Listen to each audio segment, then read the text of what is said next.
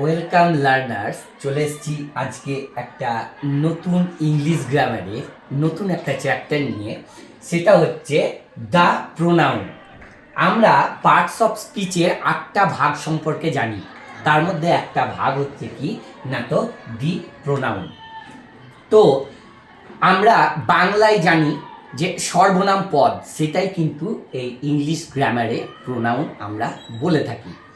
এখন ব্যাপার হচ্ছে, আমরা অনেকেই যারা স্টুডেন্ট আছো বা যারা পড়াশোনার লাইনে আছো বা ইংলিশ নিয়ে যারা কালচার করো, তো আমি অনেককেই জিজ্ঞেস করেছি যে প্রোনাউন কাকে বলে।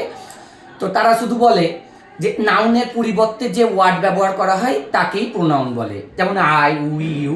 হ্যাঁ, এটা তো অবশ্যই, কিন্তু প্রোনাউন চ্যাপ্টারটা কিন্তু এতটুকু চ্যাপ্টার না। প্রোনাউন একটা হিউজ চ্যাপ্টার। গ্রামারকে, বিশেষ করে ইংলিশ গ্রামারকে ভেতর থেকে জানতে গেলে প্রত্যেকটা চ্যাপ্টারকে কিন্তু পুঙ্খানুপুঙ্খভাবে জানতে হবে। এই তাই নিয়ে আজকে আমার এই ভিডিওটা, সেটা হচ্ছে কি প্রোনাউন। তো আসুন দেখা যাক প্রোনাউন ব্যাপারটা কি। তো প্রথমে আমাকে জানতে হবে যে প্রোনাউন কাকে বলে। দেখুন এখানে সুন্দরভাবে লেখা আছে হোয়াট ইজ প্রোনাউন। তো আমি আগে একটু বলি, তারপর এক্সপ্লেনেশনে যাব। তো বলেছে pronoun is a word that stands for or is used instead of a noun. অর্থাৎ প্রোনাউন বলতে আমরা বোঝাই এমন একটি শব্দ যা নাউনের পরিবর্তে ব্যবহৃত হয়। আশা করছি এইটুকু বোঝা গিয়েছে যে প্রোনাউন কাকে বলে। এইবার আমরা জানব যে প্রোনাউনের ভাগ কতগুলি। তাই তো আমাদেরকে কিন্তু জানতে হবে প্রোনাউন কাকে বলে আর কোনগুলো প্রোনাউন। এগুলো জানলে কিন্তু প্রোনাউন শেখা যাবে না, কারণ আমাদের দৈনন্দিন জীবনে চলার পথে আমাদের প্রোনাউনের ইউজ কিন্তু আমরা করে থাকি। নাউনের যেমনি ইউজ করি, অ্যাডজেক্টিভের যেমনি ইউজ করি, ভার্বের যেমন ইউজ করি, তেমনি কিন্তু আমরা প্রোনাউনের ইউজ কিন্তু করে থাকি। তো আমাদেরকে প্রোনাউনটা ডিটেলসে জানতে হবে। আসুন দেখি প্রোনাউনের সম্পর্কে আর কি কি জানতে পারি। তো আমি একটু আগেই বললাম প্রোনাউন বলতে I, we, you, he, she ইত্যাদি এগুলোকে আমরা প্রোনাউন বলে থাকি। তো এবার আমরা জানবো কাইন্ড অফ প্রোনাউন, অর্থাৎ প্রোনাউনের প্রকারভেদ। এটা কি হয়, আমরা প্রোনাউন পড়ি ঠিকই, কিন্তু ওপর পড়ে বেরিয়ে যায় না, এটা ভুল। প্রোনাউন যখন পড়ব বা একটা 5 to 10 যে সমস্ত স্টুডেন্টরা আছো, প্রোনাউন জানতে গেলে আমাদেরকে কিন্তু একটু গভীরভাবে জানতে হবে, তবেই কিন্তু প্রোনাউন সম্পর্কে যে গভীরতাটা সেটা কিন্তু তোমাদের মধ্যে ফুটে উঠবে। তো আসো দেখা যাক প্রোনাউন কয় প্রকার। তো প্রোনাউন সাধারণত 8 প্রকার। ঠিক আছে, ক প্রকার বললাম? Pronoun in modern English pronoun সাধারণত কিন্তু 8 প্রকার। এবার সেই ভাগগুলো কি কি সেটা সম্পর্কে আমরা এবার জানব। প্রথমে বলেছে পার্সোনাল প্রোনাউন, অর্থাৎ ব্যক্তিবাচক সর্বনাম। পার্সোনাল প্রোনাউনের যে 8টা ভাগ বললাম, তার মধ্যে একটা হচ্ছে পার্সোনাল প্রোনাউন বা ব্যক্তিবাচক সর্বনাম। সেগুলো কোনগুলো? এই যে I, we, you, he, she, they, me, us, him, her, it, এইগুলোকে সবকে আমরা কি বলে থাকি না, তো পার্সোনাল প্রোনাউন বলে থাকি। আশা করছি পার্সোনাল প্রোনাউন সম্পর্কে বোঝা গিয়েছে। নেক্সট দ্বিতীয় কি বলেছে দেখি।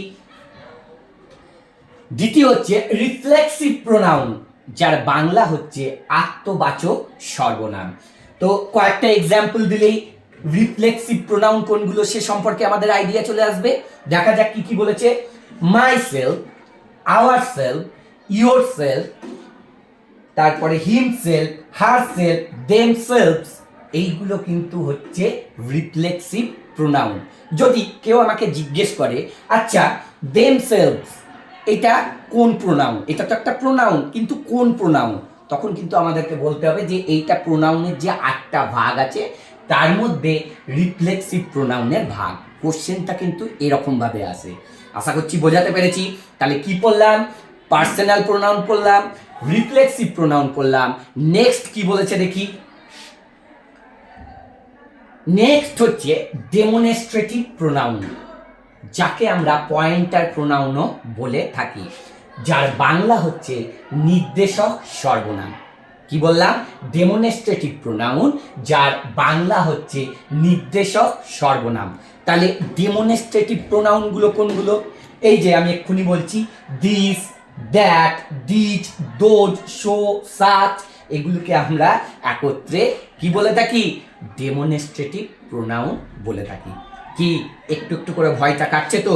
তাহলে প্রোনাউনের আমরা কি বললাম? 8টা ভাগ আছে, তার মধ্যে 3টে ভাগ হলো। কি কি হলো? এক হচ্ছে পার্সোনাল প্রোনাউন, 2 হচ্ছে রিফ্লেক্সিভ প্রোনাউন, 3 নম্বর হচ্ছে ডেমনস্ট্রেটিভ প্রোনাউন। 4 নম্বর কি বলেছে দেখি?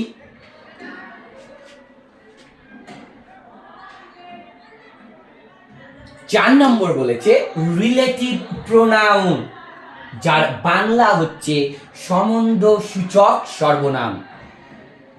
4 নম্বর কি বলেছে? রিলেটিভ প্রোনাউন, যার বাংলা হচ্ছে কি না তো সম্বন্ধ সূচক সর্বনাম। তো রিলেটিভ প্রোনাউন কোনগুলো? এগুলো জানলেই আমার ক্লিয়ার হয়ে যাবে কনসেপ্ট। রিলেটিভ প্রোনাউন হচ্ছে, দেখো, who, which, that, which, whom, whose, at, এইগুলোকে আমরা সাধারণত রিলেটিভ প্রোনাউন করে বলে থাকি। আচ্ছা, আর একটা ছোট্টভাবে মনে রাখো, WH ওয়ার্ড যেগুলো, সেগুলোকেই আমরা কিন্তু রিলেটিভ প্রোনাউন বলে থাকবি। কখন বলবো? যখন এটা কারোর সঙ্গে সম্বন্ধ তৈরি করবে, তখন কিন্তু সেটাকে আমরা রিলেটিভ প্রোনাউন বলে থাকবো। বোঝা গিয়েছে? নেক্সট কি বলেছে? নেক্সট বলেছে ইন্টারোগেটিভ প্রোনাউন, অর্থাৎ প্রশ্নসূচক সর্বনাম। তো প্রশ্নসূচক সর্বনাম কোনগুলো দেখি? হু, হুই, হোয়াট, হুজ, হুম, এইগুলোকে আমরা সবসময় কি WH কোশ্চেন যেগুলো, সেগুলোকে আমরা কি বলে থাকি না তো ইন্টারোগেটিভ প্রোনাউন কিন্তু বলে থাকি। তাহলে একটু আগেই দেখলে যে রিলেটিভ প্রোনাউনে হু, হুইচ, হোয়াট, হুজ ব্যবহার হলো, আবার ইন্টারোগেটিভ প্রোনাউনেও এইগুলো ব্যবহার হলো। তাহলে আমাকে দেখতে হবে সেন্টেন্সের মধ্যে প্রশ্ন করছে না WH ওয়ার্ডগুলো যেগুলো বললাম সেগুলো প্রশ্ন করছে না সম্বন্ধ স্থাপন করছে, সেই থেকে কিন্তু আমাকে প্রোনাউনটা খুঁজে বার করতে হবে। আশা করছি ক্লিয়ার। নেক্সট 6 নম্বর কি বলেছে দেখি? 6 নম্বর বলেছে ইনডিফিনাইট প্রোনাউন, অর্থাৎ অনির্দিষ্ট সর্বনাম। তো অনির্দিষ্ট সর্বনাম কোনগুলো? যেমন হতে পারে অ্যানি, অন, সাম, ম্যানি, আদার, এগুলোর আবার ইউজ আছে।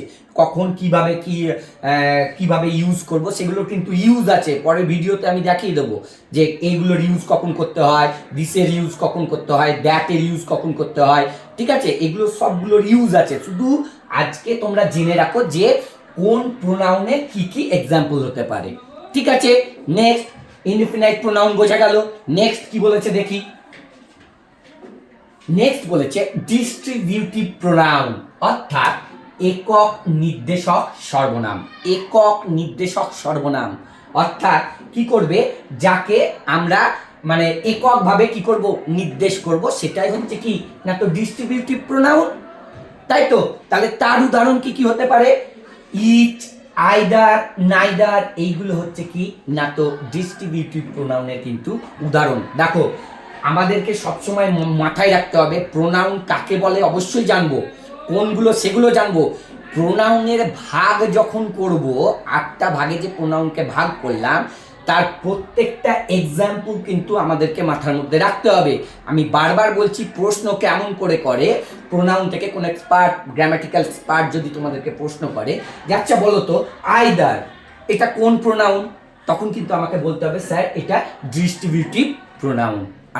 আশা করছি বোঝা গিয়েছে কি বলতে চেয়েছি। নেক্সট 8 নম্বর কি বলেছে দেখি? 8 নম্বর বলেছে রেসিপ্রোক্যাল প্রোনাউন, অর্থাৎ পারস্পরিক সম্বন্ধসূচক সর্বনাম। অর্থাৎ দুয়ের মধ্যে কি বলেছে দেখো, দুয়ের মধ্যে সম্পর্ক বোঝাতে আমরা কিন্তু এই রেসিপ্রোক্যাল প্রোনাউন সাধারণত ব্যবহার করে থাকি। তাহলে এই রেসিপ্রোকাল প্রোনাউন কোনগুলো, কয়েকটা উদাহরণ দিলেই ক্লিয়ার হয়ে যাবে। একটা হচ্ছে ইচ আদার, অন অ্যানাদার, এইগুলোকে আমরা সাধারণত রেসিপ্রোকাল প্রোনাউন বলে থাকি। আমি বলছি যে প্রোনাউন আমাকে পড়তে হবে, তাই তো? প্রোনাউন কাকে বলে জানতে হবে, কাইন্ডস অফ প্রোনাউন কিন্তু আমাকে অবশ্যই জানতে হবে। যে আচমকা যদি কেউ আমাকে জিজ্ঞেস করে আচ্ছা দিস, ডেমনস্ট্রেটিভ প্রোনাউনের দিস, তাই তো? তো তোমাকে কেউ হয়তো জিজ্ঞেস করলো আচ্ছা বলো তো দিস এটা কোন টাইপ অফ প্রোনাউন, তখন কিন্তু তোমাকে সেটা এইটা এই 8টা ভাগ যদি জানা থাকে তুমি কিন্তু চট জলদি উত্তর দিয়ে দিতে পারবে। আশা করছি সুন্দরভাবে এইগুলো তোমার বুঝতে পেরেছো। এবং প্রোনাউন বলো, ভার্ব বলো, অ্যাডজেক্টিভ বলো, যদি শুধু কাকে বলে আর কয়েকটা সংজ্ঞা মনে করে দিলেই কিন্তু হবে না, তার ভেতরে কিন্তু অনেক কিছু জানার আছে। তো আমি বারবার বলবো যে এই ছোট্ট ছোট্ট ট্রিক্সগুলো যারা স্টুডেন্ট তারা তো দেখবেই, এবং বাড়ির বাচ্চা যারা আছো তারা কিন্তু তাদেরকে কিন্তু অবশ্যই এই ট্রিক্সগুলো জানাবেন, তবেই কিন্তু ইংলিশ গ্রামারের অন্তর্নিহিত যে জ্ঞান সেটা কিন্তু প্রথম থেকেই ফুটে উঠবে। ধন্যবাদ, আবার পরে একটা ভিডিও নিয়ে আসছি, সঙ্গে থাকুন। Easy English with Himadri. Thank you.